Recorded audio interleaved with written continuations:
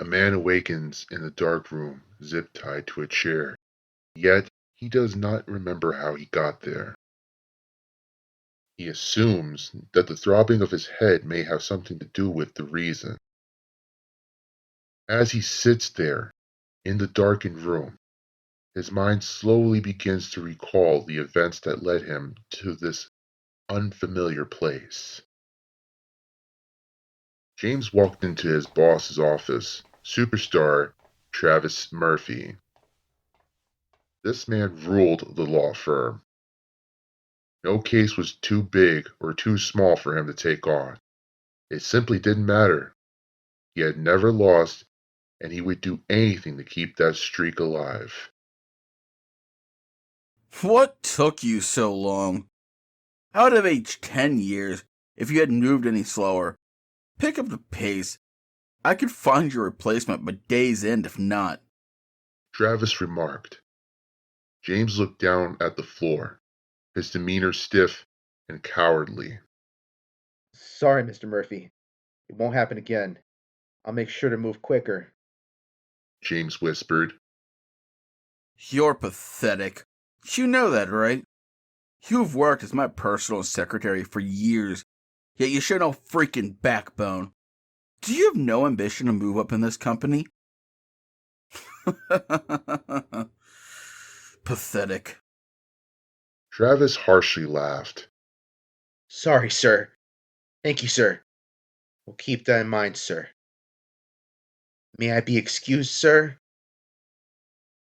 James fearfully spoke. His boss was clearly in a bad mood. It was always best to keep your head and fly under his radar when he was irrational like this. Getting to work on his daily tasks, he kept the thoughts of what his boss said in the back of his mind. He is not that pathetic. He has a wife, children, and is very happy. So what if he wasn't born with a silver spoon in his mouth? This is what he has to do in order to put food on the table and to keep his family clothed. Does this fucking bastard not realize the words hurt? Seriously, sticks and stones very well may break my bones, like we were taught as children. However, words can very well hurt too. The pen is mightier than the swords. This has always been one of James's favorite quotes. The reason for this is that words have started wars as well as ended wars. They have saved lives and ended lives. Now to hear this fuck throw insults around and then tell me how to live my life? Someone needs to put this smug asshole in his place. James thought to himself. The phone begins to ring as he is lost deep within thought. He mindlessly answers the phone for the 100th time that day. He immediately hears the familiar voice of his sister. Katie, how are you? This is a nice surprise. He says. He quickly realizes that she is crying, which snaps him out of his thoughts. James's tone is full of concern when he speaks again. What's wrong, sis? On the other end of the phone, Katie sobs, her words caught within her throat as she struggles to catch her breath. Lexi is dead. She manages to say. Lexi is dead. These three words shattered James's world. He loved his niece dearly, and she was only 15 years old. How did it happen? She was hit by a car on her way home from school. The driver fled. He had crashed his car not far from where he had hit her. The cops realized that he was drunk when they got to him. His sister spoke once more. This time, she had just a little bit more composure. The line quickly disconnects. James looks up to see his boss towering over him. What do you think you're doing? You know personal calls are prohibited and not to be made during work hours. Are you stupid? Or do you just want me to fire you today? I didn't make the call, sir. But I did just get news that my niece has been killed in a hit and run today.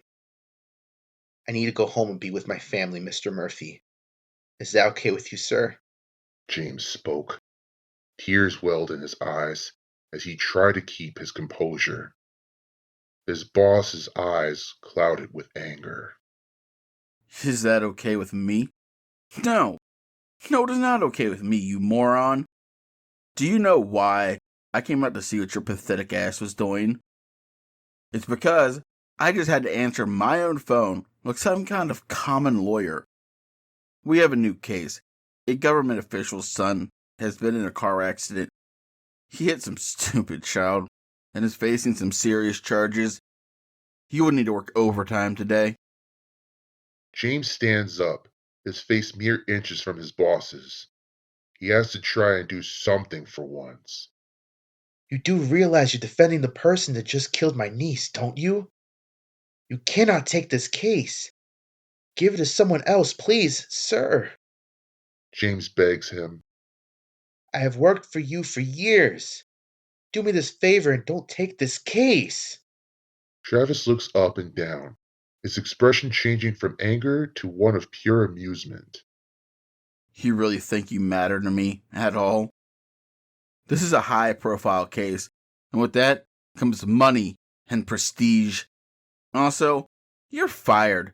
So clean out your desk, get your pathetic, cowardly presence out of my face and out of my office. If you're still here in 30 minutes, then I'll have security throw you out on your ass. James, feeling defeated, cleans out his desk and leaves. He did not have much to clean out, therefore it took him a total of 10 minutes. He realized that he still had his access card upon leaving the building. Fuck it. He shouted. He would turn the stupid thing in when they called about it. First, he needed to go be with his sister. Over the next week, James did not concern himself with finding a new job or even give his boss a second thought. He spent the time making arrangements for his niece's funeral and being with his sister at the trial. Finally, the day came. The evidence was open and shut. The cops found the kid in the car, drunk off his ass, with James's niece's blood on the car. However, he said he was not the driver, and the cops found him in the passenger seat, blacked out. There was no evidence of a second person in the vehicle. The jury went back and deliberated for less than 20 minutes. They came back with the verdict of not guilty. This sent James into a rage. He knew his former boss had done some illegal shit to pull this off. It was the last straw. James went home after he dropped his sister at her house and managed to get her to sleep. He considered getting drunk, yet, the more he thought about it, the more he realized that bastard needed to learn that his actions have consequences. James got into his car later in the night, only to notice that it's 6 o'clock in the morning. No one would be in the office for another 2 hours except Travis. That man always got there promptly at 7 o'clock.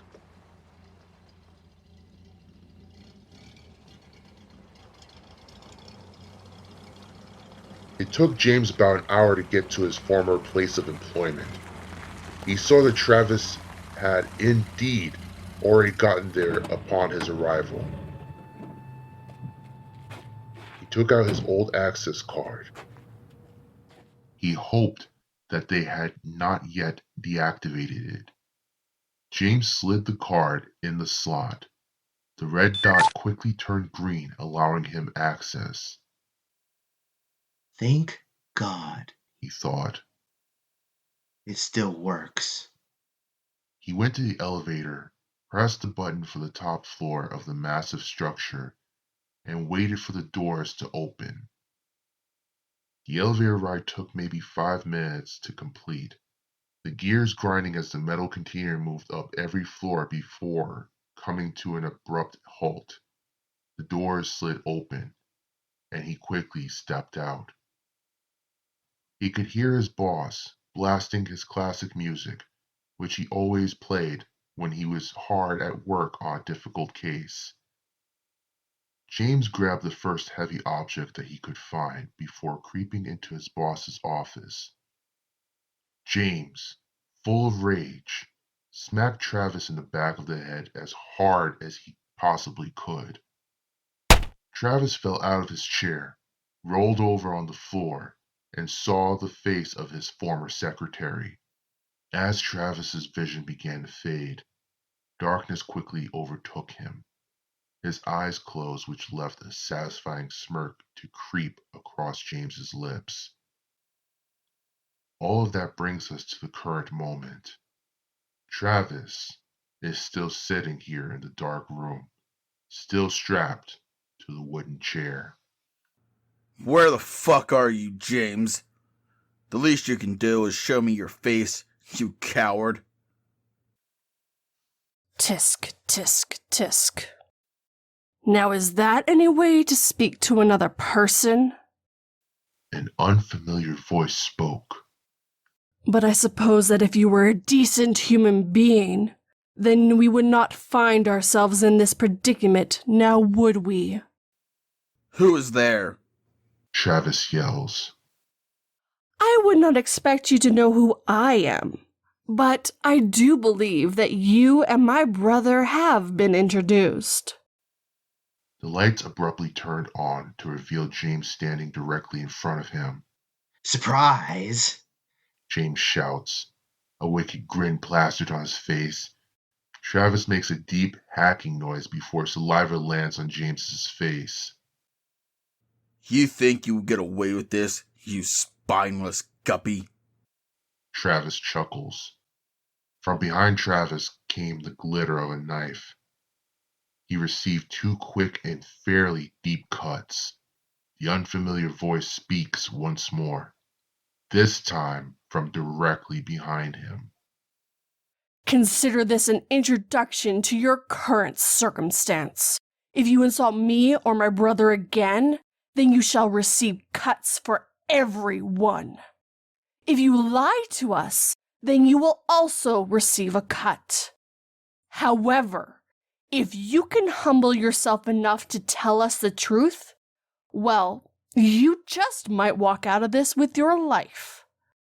But I doubt you're capable of that. Finally stepping back from the shadows, the unfamiliar voice morphs into a person to reveal James's sister, Katie. And who the hell are you? I am the mother of the child who was murdered by that piece of shit you defended. That is who I am. I should give you another cut for that, but I'll give you a pass this time. I did forget to explain one thing to you, though. The more blood you lose, the more the container below you collects.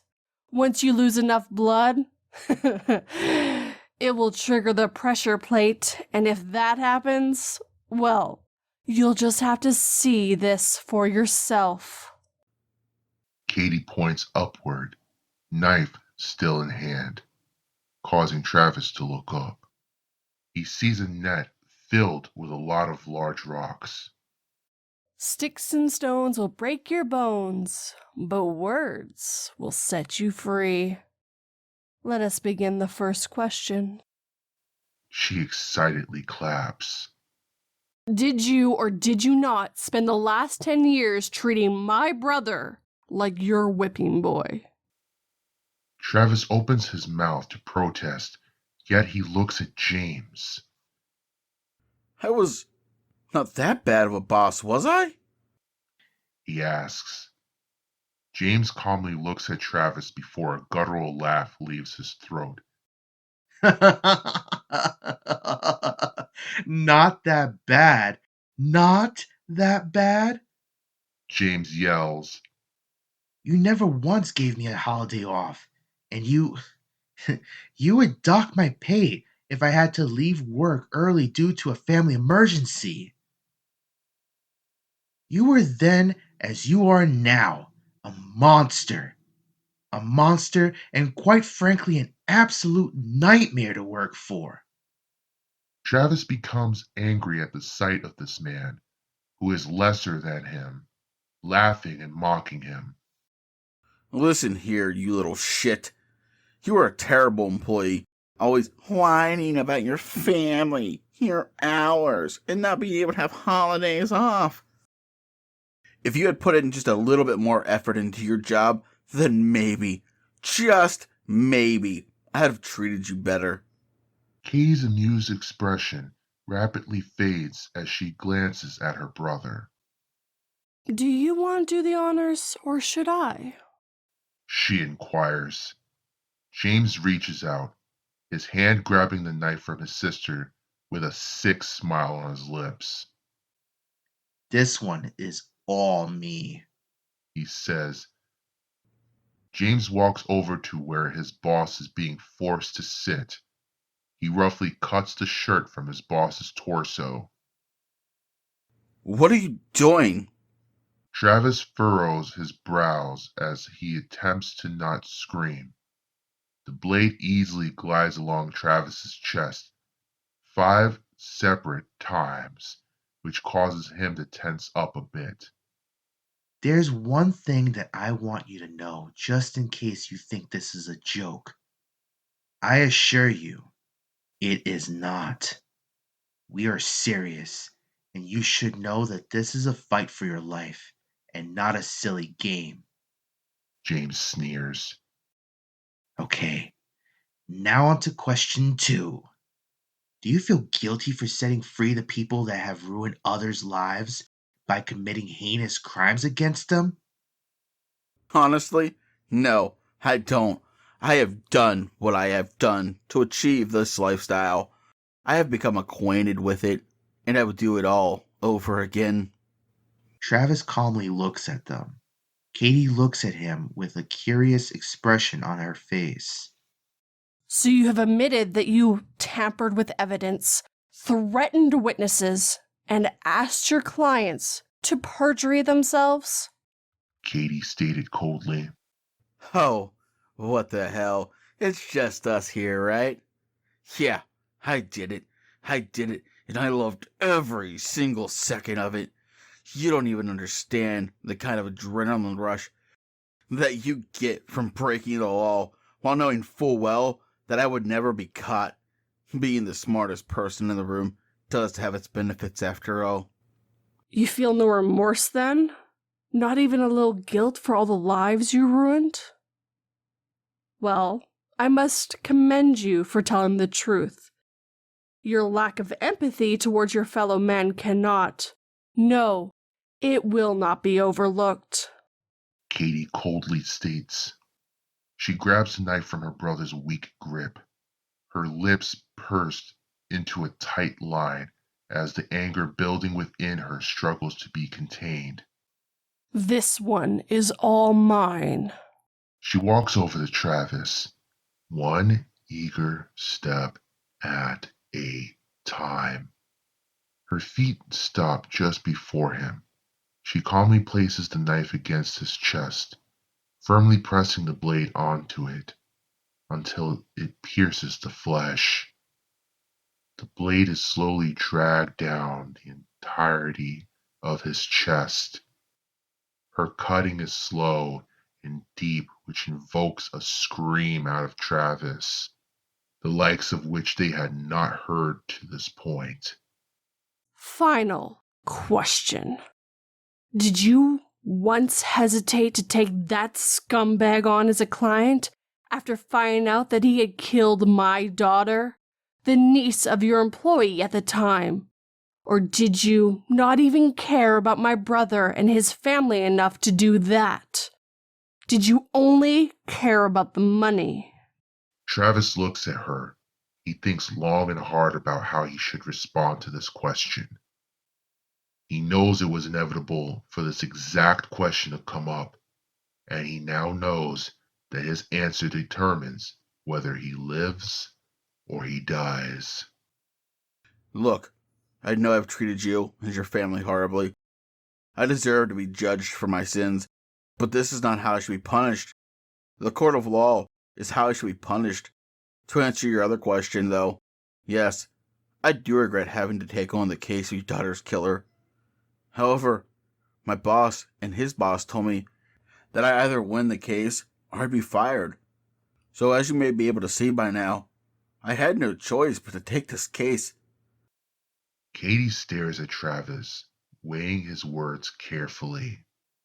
I'm not sure you actually mean what you're saying. Yet, I do agree that you should be judged by a court of law for the crimes that you have committed. So, we will let you go under 2 conditions. First, I don't expect you not to tell the cops about your unfortunate abduction, but my brother was only following my instructions. This was not his idea in any way, so I want his name to stay out of it. That part is mandatory. You don't get to choose. Fine. If you want to take the blame for this, that's on you. I'll keep your brother's name out of this. What's your second condition? Travis impatiently asks. That is the fun part in her eyes. A menacing smile crosses her lips. Well, as it's October, I thought it'd be nice to keep with the holiday. So, I have 2 doors for you to choose from. The first door says trick. You can go through that door if you want, but there is no guarantee you will get out alive. She cackles. Door 2 says treat. If you hit the upload button on the laptop sitting over there that has been recording our conversation, it has your confession on it. By uploading it to the police, then the other door will unlock for you to get out safely, which will cause you to pay for your crimes. Now make your choice and accept your fate. Katie bends down. The blade of her knife glides underneath each tie that holds his limbs to the wooden chair. She is serious about giving him the chance to pay for what he has done. Travis, on the other hand, can't help but laugh at her. This woman must be delusional to offer him such a thing like that.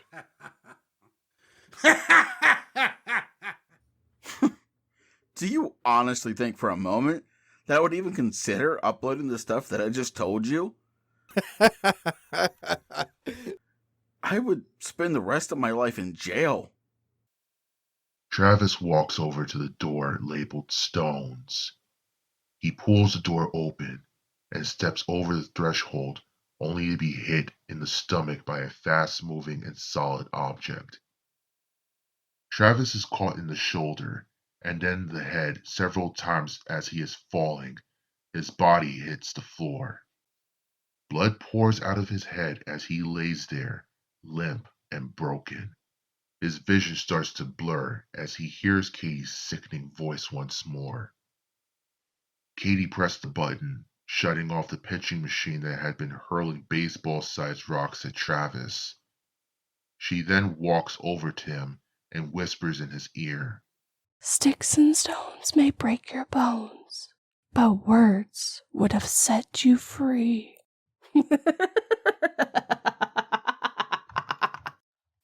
What the hell, Katie? I thought we planned on setting him free.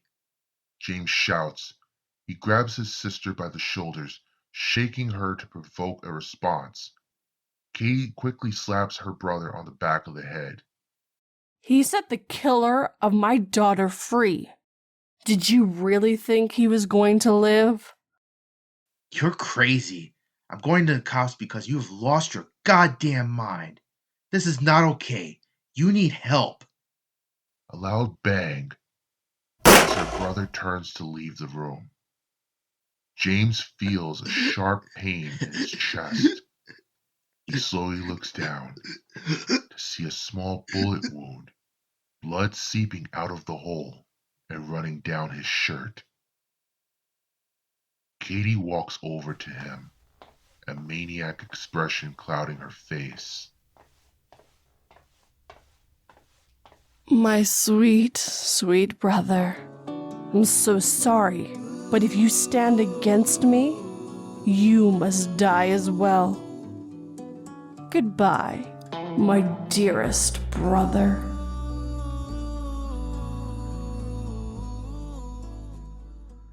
This is a collab with 242 Reads and PA Nightmares. A special thank you goes to PA Nightmares for writing the story and playing Travis, and 242 Reads for her amazing talent as Katie. Check out their channels and send them some darkness. Hit the like button, tell us your favorite part in the comments below, and subscribe for more content like this. And remember, we're always watching.